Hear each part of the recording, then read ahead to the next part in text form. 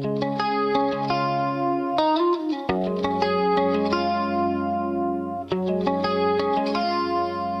this episode of AxlWorks, now that we have the engine sorted and we've chosen the 3UZ as our project build, we need to figure out what sort of gearbox we're going to use as well. Now, obviously, could have chosen a manual, BMW, CD09, T56, T61, many manual options out there.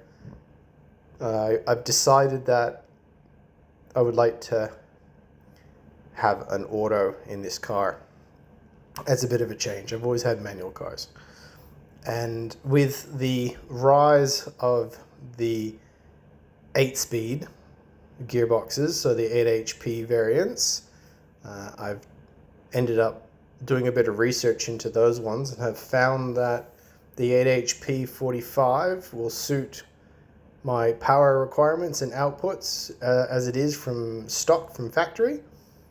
And then on top of that, I also have the options to rebuild that gearbox and with better frictions and steels, and it will be able to take more horsepower than I'll ever be planning to make with this car and engine combination. Now, these gearboxes are getting hard to find, especially good priced ones. With the popularity, they've been going through the roof. Here in Western Australia, they are, $3,000, $4,000, $5,000 nowadays. I managed to grab myself a deal on this one, and I got it for under $1,000 with all the bits you can see in that photo. Very happy, very lucky. So I grabbed that and I put that to the side. Next thing, after picking the gearbox, now I need to join the motor and the gearbox together. I've done a bit of research. I went with what I would consider one of the best adapter kits on the market currently right now, which is from AxlWorks all the way in Sweden. Amazing piece of kit, like top-notch quality, top-notch everything about it. Even the packaging, it was a pleasure to open and use. Now, staying on the European bandwagon, I ended up choosing for the TCU to control the 8 HP. I've gone with nothing other than the best, which can be, I feel that it can be called that. I've gone with the Turbolamic TCU. The biggest thing for me is the controllability, the configurability of it, where you have control over absolutely every single parameter. You can change it all however you need it. And from what I understand, the manual mode in this, which we can set up with a clutch switch, we can have a actual manualized with a clutch automatic gearbox, which just is crazy to me. And I'm very much looking forward to giving that a go. So in order to make this work, I've had to pull out the TCU brain from the 8 HP 45, remove the factory TCU and solder in one of these little Ryu boards. Thank you very much. All supplied from the 8 HP dealer over there in Queensland, 8-speed. After doing this, it was potted, and then there was a very nice little billet cap that goes on top. We potted and put the billet cap on, put the gearbox back together, did a new fresh filter and oil change, and changed out a few of the consumable seals that go along with it, including like the mechatronics seal. So that's all done and put aside. Now we just need to put the gearbox in the car. It was at this point where things took a bit of a turn.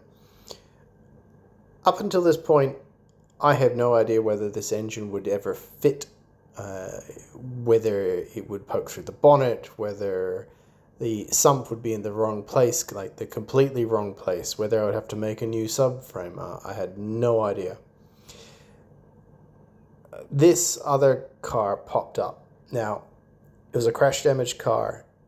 It was a 135i in performance, so it's got big brakes, big diff, slick top, which is a sought after thing. And I thought, well, this is perfect I can grab parts off of it for my other car. I can also use it to scan and use remotely possible.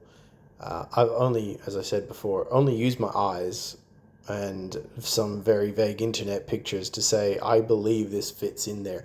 Obviously, I know an S65 fits in there, and I can't imagine a V8, quad cam V8s all being too different from each other.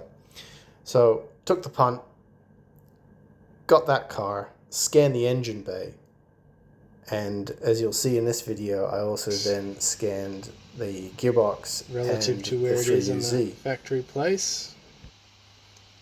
It's pretty good. Now, in order to make this as accurate as possibly can, I put the gearbox in the car, took a few measurements off some datum points that I could easily see from the scan, as well as obviously nice easy ones to get from real life. Took those measurements.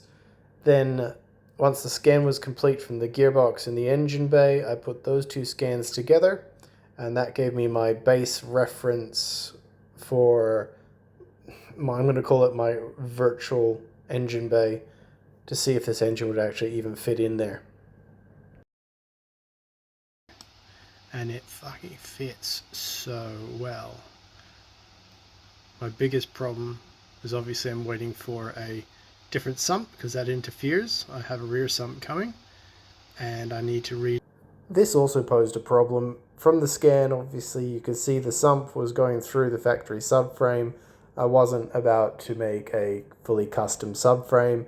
I did realize there was a option for this, what they call a rear sump with a notch out of it from certain models of 3UZ cars. Took me a long time to find one. I managed to get one from Yahoo Japan.